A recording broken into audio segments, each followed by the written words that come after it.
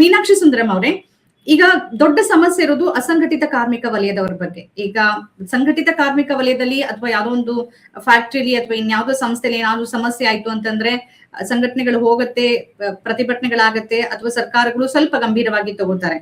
ಅಸಂಘಟಿತ ಕಾರ್ಮಿಕರ ವಲಯ ಅಂದ್ರೆ ಮೊನ್ನೆ ನೀವು ನೋಡಬಹುದು ಬೆಂಗಳೂರಿನಲ್ಲಿ ಕಾಂಪೌಂಡ್ ಬಿದ್ದು 7 ಜನ ಮೃತಪಟ್ಟರು, ಬೀದಿ ವ್ಯಾಪಾರಿಗಳಿದ್ರು, ಅಥವಾ ನೀವು ಶಿವಮೊಗ್ಗದಲ್ಲಿ ದರೆ ಕುಸಿದು 3 ಜನ ಮೃತಪಟ್ಟರು, ಕೂಲಿ ಕಾರ್ಮಿಕರಿದ್ರು. ಇಂತಹ ಸಂದರ್ಭದಲ್ಲಿ ನ್ಯಾಯ ಸಿಗೋದು ಮತ್ತು ಅವರ ಹಕ್ಕುಗಳನ್ನ ಕಾಪಾಡೋದು ಬಹಳ ಕಷ್ಟ ಆಗತ್ತೆ, ಮತ್ತು ಸಮಾನ ವೇತನ ಕೂಡ ಸಿಗೋದಿಲ್ಲ. ಇದ್ರ ಬಗ್ಗೆ ಏನು ಪ್ರತಿಕ್ರಿಯಿಸಬಹುದು ಮತ್ತು ಇದಕ್ಕೆ ಪರಿಹಾರ ಏನು?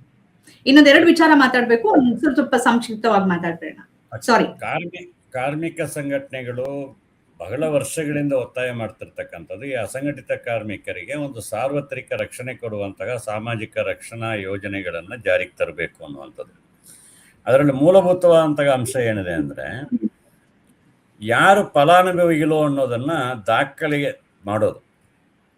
ಈ ಡೇಟಾ ಕ್ರಿಯೇಷನ್ ಇದೆಯಲ್ಲ, ಅದೊಂದು ಪ್ರಮುಖವಾದಂತಹ ಕೆಲಸ. ಆದರೆ ದೊಡ್ಡ ಬಂಡವಾಳಗಾರರಿಂದ ಹಿಡಿದು ಸಣ್ಣ ಬಂಡವಾಳಗಾರರವರೆಗೆ ಕಾರ್ಮಿಕರ ಕುರಿತಂತಹ ಮಾಹಿತಿಗಳನ್ನು ಕಾನೂನುಬದ್ಧವಾಗಿ ಮಾಡಲಿಕ್ಕೆ ಅವರ ದೊಡ್ಡ ವಿರೋಧ ಇದೆ. ಅದನ್ನು ಮಾಡಲಿಕ್ಕೆ ತಯಾರಿಲ್ಲ.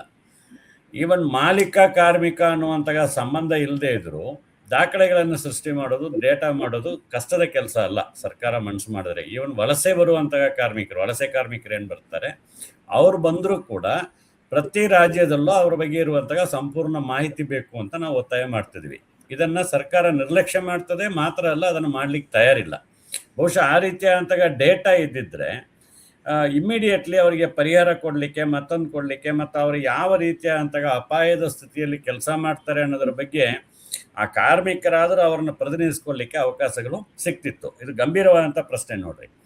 ಈಗ ನಿಮಗೆ ವೋಟರ್ ಲಿಸ್ಟು SIR ಕರೆಕ್ಟಾಗಿ ದಾಖಲೆ ಇರಬೇಕು, ಸರಿಯಾದಂಥವರು ವೋಟರ್ ಲಿಸ್ಟ್ ಇರಬೇಕು.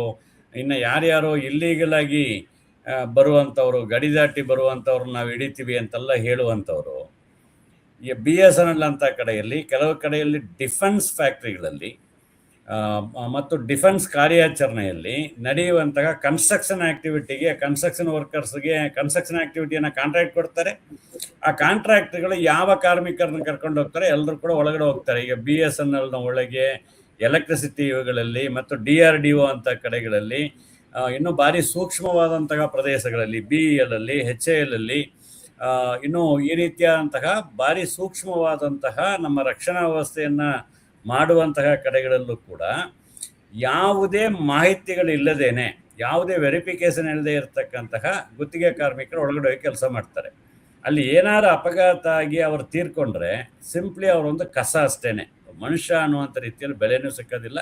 ಯಾಕಂದರೆ ಎಲ್ಲೂ ಕೂಡ ಅವರು ಸಾಬೀತುಪಡಿಸ್ಕೊಳ್ಳಿಕ್ಕಿರುವಂತಹ ಕಾನೂನುಬದ್ಧವಾದಂತಹ ಡೇಟಾ ಇರಲ್ಲ, ರಿಲಯಬಲ್ ಡೇಟಾ ಸೋರ್ಸ್ ಇರಲ್ಲ. ಮತ್ತು ಈ ರೀತಿಯಲ್ಲಿ ಸೇವೆಗಳಲ್ಲಿ ಮತ್ತೊಂದು ಕೆಲಸಗಳಲ್ಲಿ ತೊಡಗಿರೋರ ಬಗ್ಗೆ ಮಾಹಿತಿ ಒಂದು ರೀತಿಯಲ್ಲಿ ಕಾನೂನುಬದ್ಧವಾದಂತಹ ಒಂದು ಅವಲಂಬಿಸ್ಬೋದಾದಂತಹ ಮಾಹಿತಿಗಳು ಇಲ್ದಂಗೆ ನೋಡ್ಕೊಳ್ಳೋದು ಸರ್ಕಾರದ ಕೆಲಸ ಆಗಿದೆ. ಕೆಲಸದ ವಿಚಾರ ಬಂದರೆ, ಸಂಬಳದ ವಿಚಾರ ಬಂದರೆ, ಕೆಲಸದಲ್ಲಿ ಕೊಡಬೇಕಂತಹ ಸುರಕ್ಷತೆಯ ಪ್ರಶ್ನೆ ಬಂದರೆ, ಅಲ್ಲಿನ ಕಾನೂನಿನ ಹಕ್ಕುಗಳ ಜಾರಿಯ ಪ್ರಶ್ನೆ ಬಂದರೆ, ಅಲ್ಲಿ ಡೇಟಾ ಇರಲಾರ್ದಂಗೆ, ಯಾವುದೇ ಮಾಹಿತಿ ಇರಲಾರ್ದಂಗೆ ನೋಡ್ಕೊಳ್ಳುವಂಥದ್ದು ಸರ್ಕಾರದ ವ್ಯವಸ್ಥೆಯಾಗಿದೆ. ನಾವು ಪದೇ ಪದೇ ಹೇಳುವಂಥದ್ದು ಇದರ ಬಗ್ಗೆ ಡೇಟಾನ ನೀವು ಆಧುನಿಕಗೊಳಿಸಿ. ಈಗ ಆಲ್ರೆಡಿ ಸುಪ್ರೀಂ ಕೋರ್ಟ್ ಸಮೇತ ಹೇಳಿದೆ, ವಲಸೆ ಕಾರ್ಮಿಕರು ಕೂಡ ಅವರಿಗೆ ಪೋರ್ಟಲ್ ಇರಬೇಕು, ರಿಜಿಸ್ಟರ್ ಮಾಡಬೇಕು, ಕೊಡಬೇಕು, ಇನ್ನೊಂದಷ್ಟು ಸುರಕ್ಷತೆಯನ್ನು ಕೊಡಬಹುದು. ಎರಡನೇದಾಗಿ, ಈ ರೀತಿಯಾದಂತಹ ಜೀವ ಅಪಾಯ ಆದಾಗ ಅದಕ್ಕೆ ಕಾರಣ ಆದವರು ಯಾರು, ಅವರ ಮೇಲೆ ತೀವ್ರವಾದಂತಹ ಕಾನೂನು ಕ್ರಮಗಳನ್ನ ವಹಿಸಬೇಕು. ಅದರಲ್ಲಿ ಇಲ್ಲ, ಪರಿಹಾರ ಕೊಟ್ರೆ ಮುಗಿದೋಯ್ತು.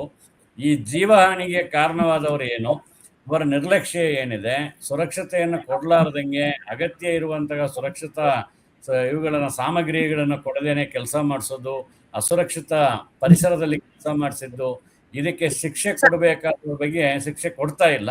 ಆ ಶಿಕ್ಷೆ ಕೊಡುವಂತಹ ಕಠಿಣ ಕಾನೂನುಗಳನ್ನ ಜಾರಿಗೆ ತರಬೇಕು. ಆ ಕಾನೂನುಗಳನ್ನು ಸಡಿಲಗೊಳಿಸ್ತಾರೆ, ಕಠಿಣಗೊಳಿಸಲ್ಲ, ಸಡಿಲಗೊಳಿಸ್ತಾರೆ.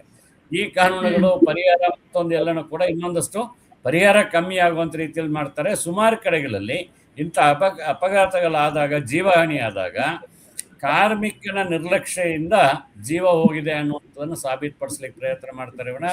ಅಲ್ಲಿ ಕೊಡಬೇಕಾದಂತಹ ಸುರಕ್ಷತೆಯನ್ನು ಕೊಡಲಿಲ್ಲ, ಅವರ ಮೇಲೆ ಕ್ರಮ ವಹಿಸ್ತೀವಿ ಅನ್ನುವಂತಹ ಸಂದೇಶವನ್ನು ಕೊಡ್ತಾ ಇಲ್ಲ, ಕ್ರಮಗಳನ್ನು ವಹಿಸ್ತಾ ಇಲ್ಲ. ಇದು ಮುಖ್ಯವಾಗಿ ಗಮನಿಸಬೇಕಾಗಿರೋದು.